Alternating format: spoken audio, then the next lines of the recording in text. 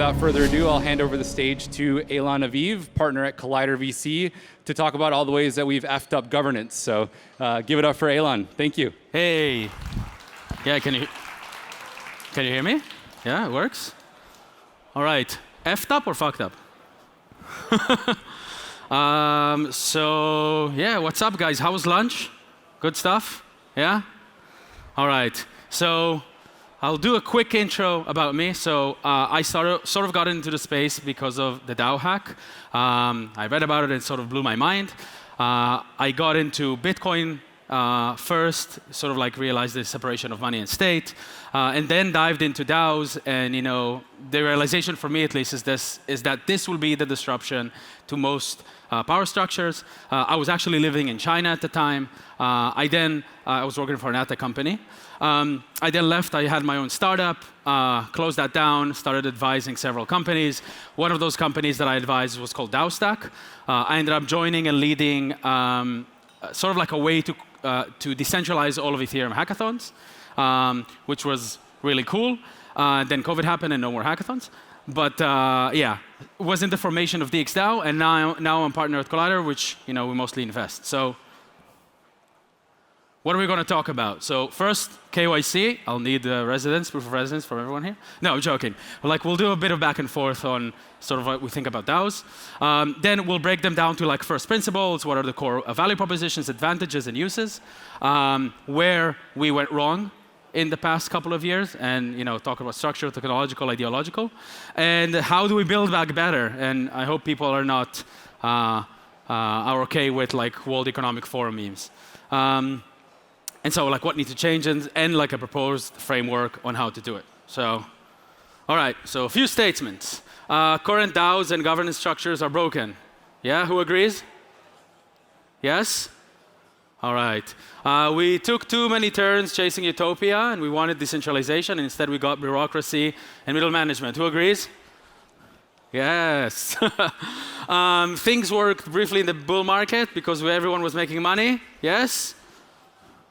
Yeah? All right. And 99% of DAOs will dissolve over the next 2 years. Yes? More hands, more hands. All right. So who's an active DAO contributor here? All right. Nice. Who is happy with the performance of their DAO? Yeah? A little bit? Yeah? All right. Who has ideas on how to change it? All right. Who wants to say? Really quick. Yeah, go for it. Make it fully autonomous and decentralized. Okay. I mean, that's kind of broad, right? All right. We'll go through. So, okay. So the fundamentals. What are the core value propositions of DAOs? What can they enable that sort of traditional organizations cannot? And what is unique to on-chain systems? Anyone wants a shot? Yeah? What can we do with DAOs that we cannot do with, I don't know, traditional organizations?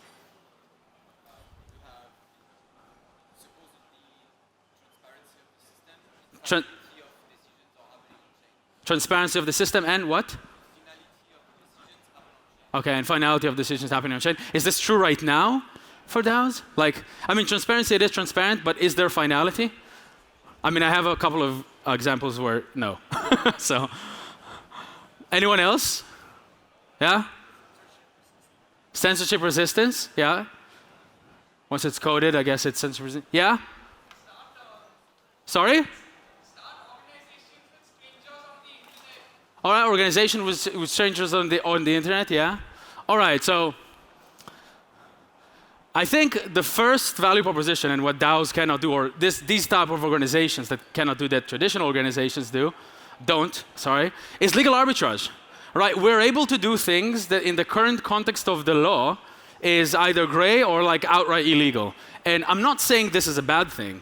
My take is that innovation and regulation are two ends of the same spectrum. Once there's regulation, innovation cannot happen. Yeah?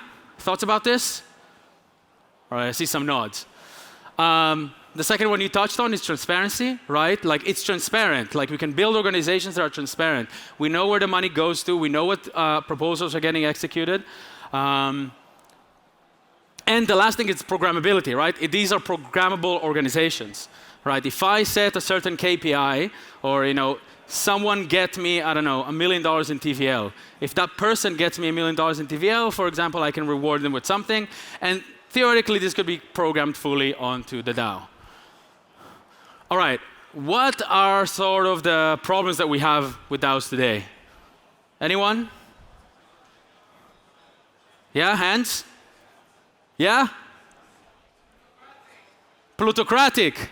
Yes. All right, plutocratic, right. What else? What?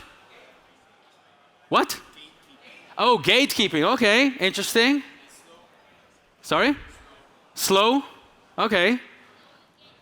No engagement, right? There's like voter apathy. Anyone else? Yeah? Consistency. What do you mean?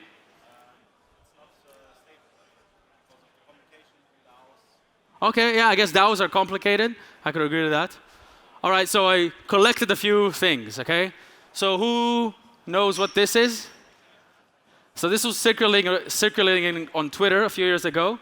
This is a memo from the CIA on how to infiltrate companies, right? And sort of like break them in from within, right? So it's kind of like, talk as frequently as possible and at great length, bring up irrelevant issues as frequently as possible, haggle over precise wording, refer back to matters that were decided, and be worried about the propriety of any decision. Sort of like make things slow and bureaucratic. This is like an actual CIA memo, right? And I think this accurately describes how DAOs operate today. Like everything is like, yeah, you write really long messages in the forum, likely no one's going to read them, and it's very complex, and yada yada.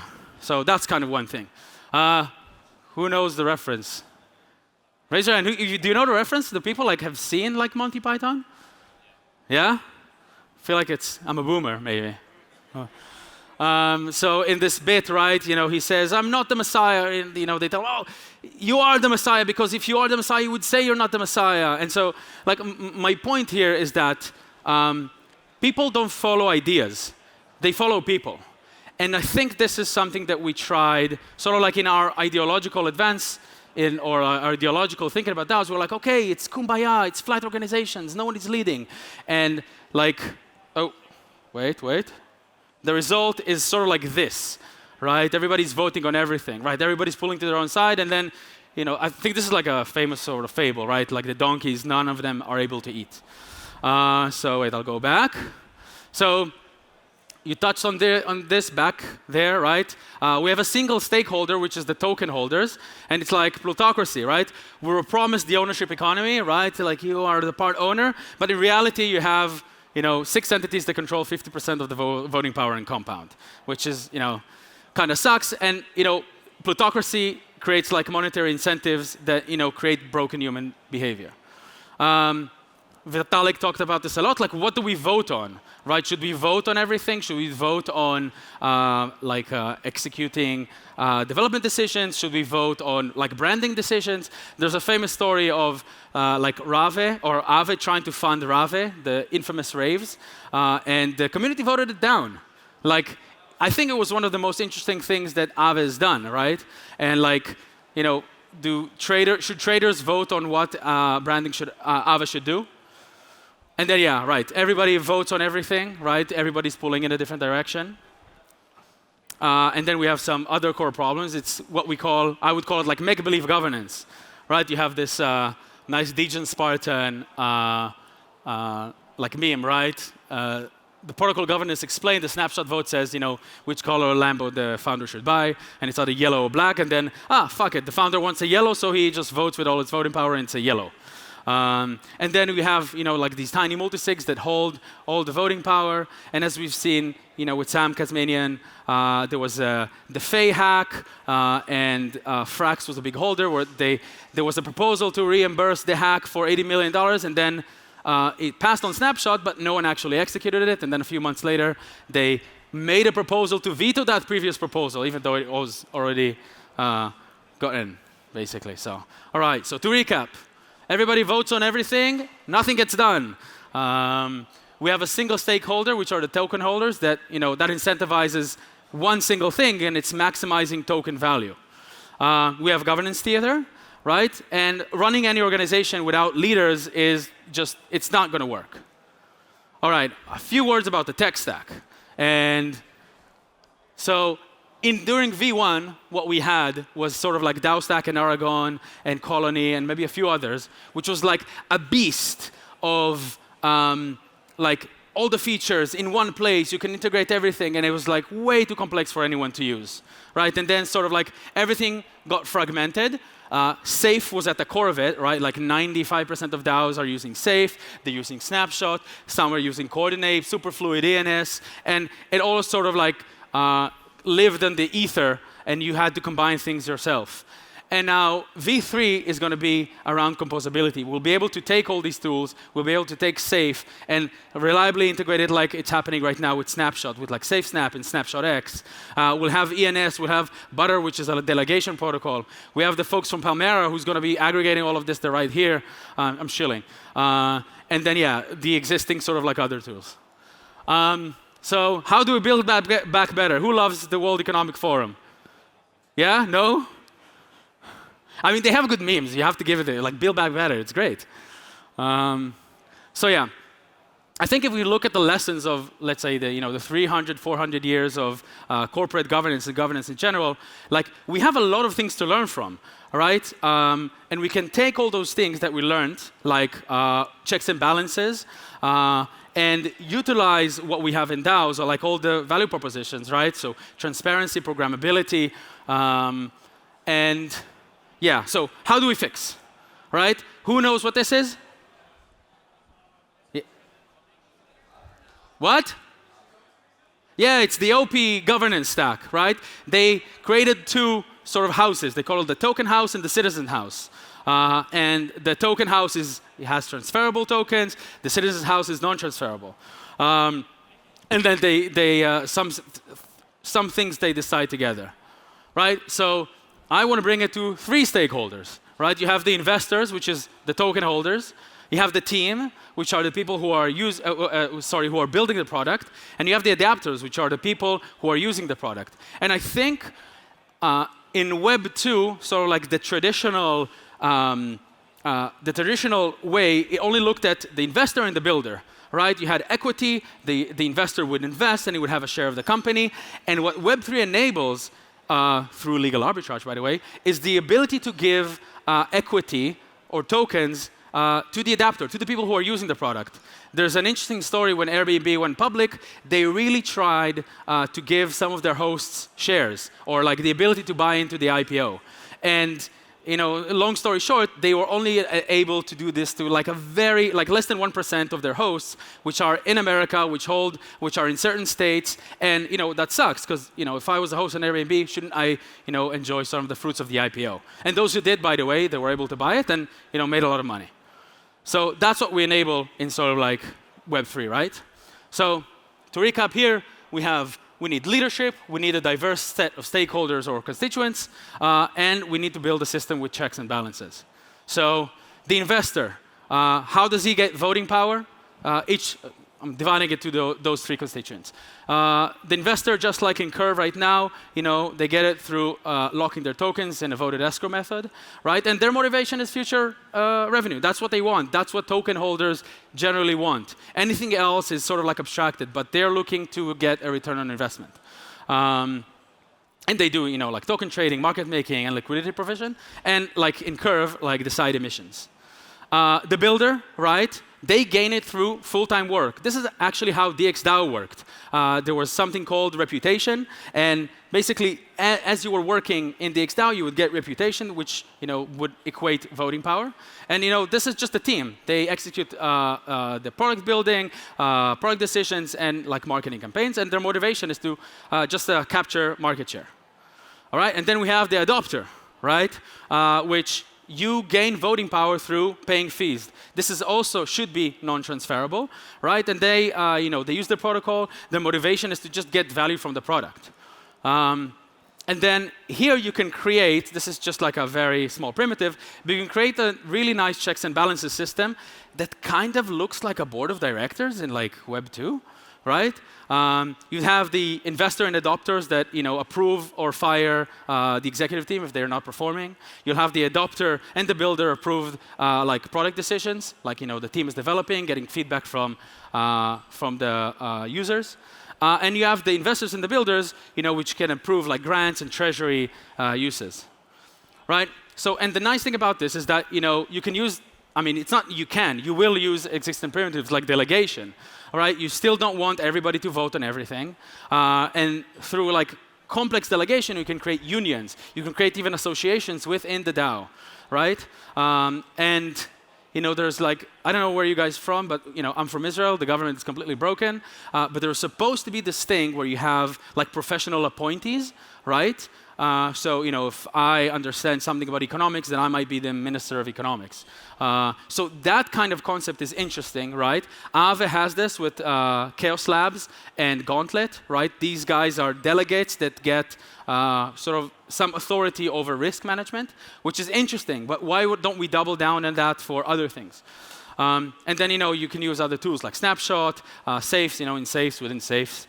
It's kind of like the fundamental architecture. And maybe this is kind of how it looks like. You have the adopters delegating adopters to represent them. You have the investors who are delegating to investors who are representing them. And they all have KPIs. If they don't uphold to their KPIs, they can be removed at every second.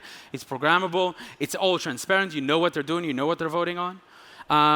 And then, in the team, it's kind of like a standard structure. There is a CEO. There is someone leading the company. This is something that is crucially needed if we want the company to actually progress.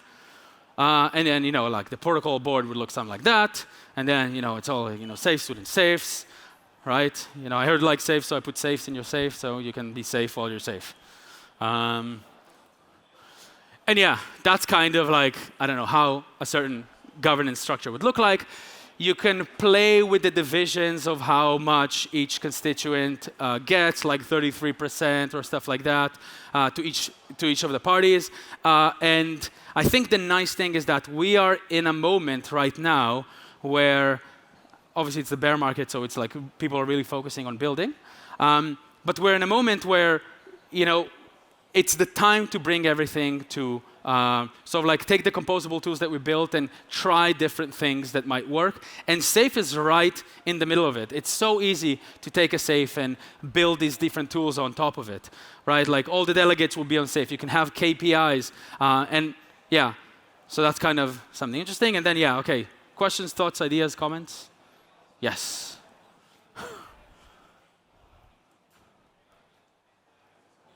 Yeah.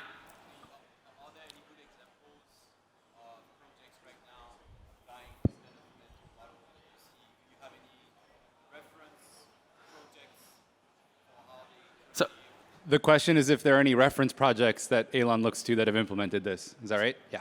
Yeah, so I wrote something actually in the Safe forum. I know that there are like certain people who are looking at things that are similar to this, but nothing concrete. Like, I mean, this is, I guess what I outlined is kind of like further down the line. You need to figure out, in general, like, in the process of progressive decentralization, you would still start with the team and with the investors, just like in any organization. And then how do you bring in the sort of like the adopters, the users of the protocol, and like bring them in and onboard them? So I think, Safe is a great candidate to look at something like this, but it's still very early. And I think what's nice about Safe as well is that there's the Safe Guardians. And the Guardians could serve as the first delegates, because you don't want anyone maybe to delegate initially. So nothing concrete at the moment, but I know that there are a few people that are looking at it. I mean, no one's looking to build their governance right now. Everybody's looking to just build their protocols, which is good. It's a bear market. So yeah, any other questions? I think one in the back there. Yeah. Yep. And then last question, we'll go over there. Yeah. If users become part of the ownership structure of this organization, do you think the investors should expect less return? Technically, they already do, right? I mean, right now, let's say right now, I'm just talking about the token, right? The token is the way to get future returns on the investment, right?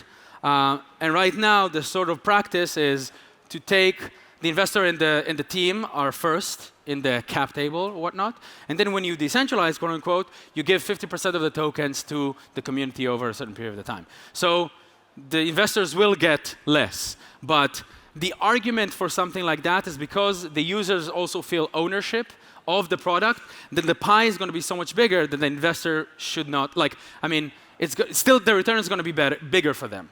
But yes, for sure, like you're diluting it between all three. And just to say, the nice thing about crypto is that the adopter can also be an investor. And the builder could also be an adopter and an investor. You want people to play in each one of the camps, but it's important to understand that each one has a different sort of like goal. Like if you're holding the token, you want future returns. If you're building the product, you want to build the best product. If you're using the product, you just want to use the product for the best product for the cheapest. So, yeah. And then time for a quick one in the back. Yes, quick one. On the left there.